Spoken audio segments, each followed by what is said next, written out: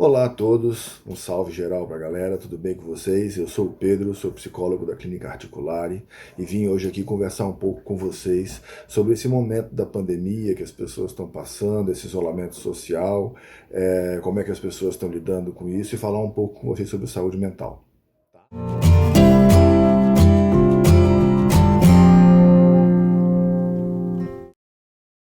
Bom, o termo saúde mental é uma definição que não é muito simples, né?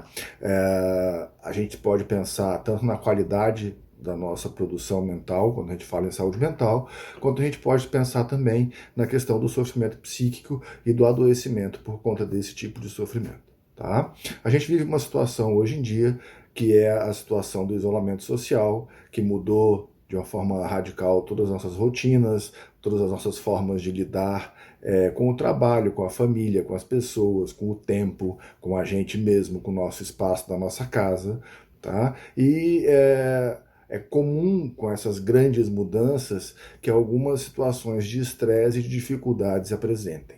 Eu vou deixar com vocês hoje algumas ideias para vocês pensarem sobre a pandemia, sobre a situação do isolamento social, né, e poderem tentar lidar um pouco melhor com essa situação, com essas condições.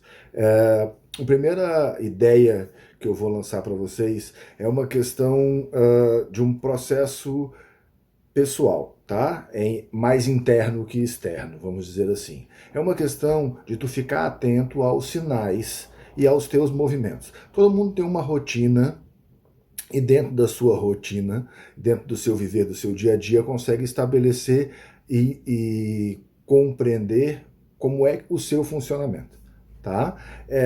Ficar atento aos sinais é perceber as mudanças nesses comportamentos e na forma como tu lida com as coisas no teu dia a dia. Se essa forma é mais estressada, se ela é mais suave, né? Se ela é mais ríspida, mais à flor da pele, ou consegue ser uma coisa mais pausada, mais paciente, né?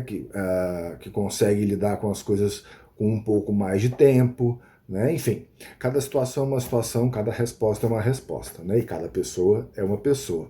Então, ficar atento a esses sinais é uma forma, tá, de tu começar um processo de cuidado.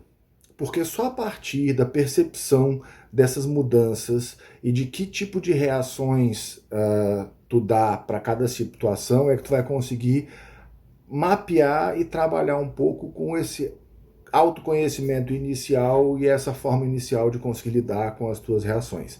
Ficar atento aos sinais é um exercício do cotidiano, tá? E exige mesmo uma certa dedicação e um pouco de paciência para poder muitas vezes analisar algumas coisas logo que elas aconteceram. A gente não percebe os sinais no momento da ação, a gente consegue perceber o que aconteceu um pouco depois, quando a gente olha para trás no tempo e analisa o que acabou de acontecer, né?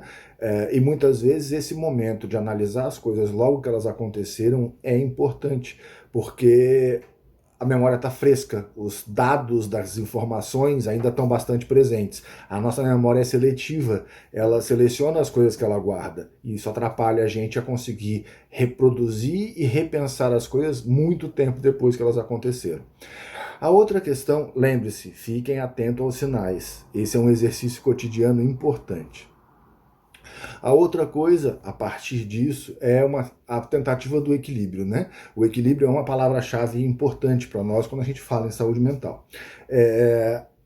Uma forma interessante de pensar o equilíbrio, e eu acho que é bastante comum, é contrapor a ele com sentimentos como ansiedade, angústia, né? O equilíbrio seria o oposto disso, vamos dizer assim. Mas nem sempre. Eu acho que o equilíbrio a gente pode colocar entre a euforia, né, e a ansiedade ou a tristeza, tá? E aí sim a gente consegue um equilíbrio. Mas sim, a ideia, a partir do momento que tu passa a te observar e ficar alerta aos teus sinais, é conseguir pelo menos buscar uma tendência ao equilíbrio. E aí nessas horas é importante a gente pensar o que pode ser produtivo. Não a melhor resposta, nem a resposta certa, nem o movimento correto, mas o que pode ser produtivo. Porque muitas vezes ter razão não significa ter paz. principalmente quando a gente fala em família, né? Então, busque o equilíbrio. Faça uma tentativa de, a partir da tua análise de ti mesmo, buscar um movimento equilibrado. A terceira ideia que eu vou deixar para vocês, então, é uma questão de, paralelo a esses dois movimentos, de ficar atento aos sinais, de se observar e de buscar um movimento de equilíbrio, procurar aquilo que dá certo, aquilo que é mais funcional, aquilo que é mais efetivo, aquilo que pode funcionar. Tentar incluir, mesmo dentro das situações de isolamento social, que a gente tem pouco espaço, tá? Mas hábitos saudáveis. Procurar equilibrar as atividades físicas com as atividades intelectuais. Procurar equilibrar o descanso e o ócio com a limpeza da casa, com a manutenção dos processos básicos vitais, né? Lavar a roupa, arrumar a cama, limpar o banheiro, varrer a sala, manter a casa arrumada, quer dizer, garantir em coletivo ou individualmente o trabalho que a tua existência exige, entende? Lavar a tua roupa, fazer uma rotina de autocuidado básico com as suas próprias coisas. Isso já te mantém em algum movimento e te ajuda a fazer de uma forma alguma atividade física, né?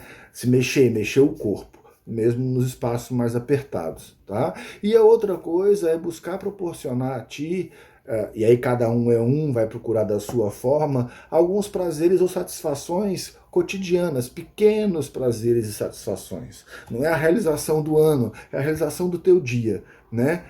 Eu digo sempre que a gente precisa buscar colocar alguma coisa de boa no nosso dia a dia, uma coisa legal, por mínima que seja, né?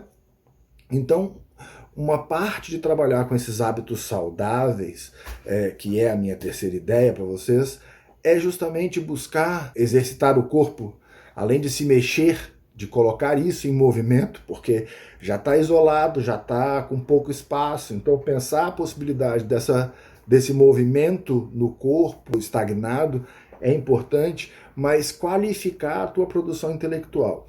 Se tu gosta de música, legal, mas escolha, elabore, trabalhe, realmente pare para ouvir música, né? Não é botar o rádio para tocar enquanto lava a louça, é parar para ouvir música, é privilegiar o prazer que esse momento pode te dar, entende? E aproveitando esse gancho, ainda coloco uma outra ideia que é interessante, tá?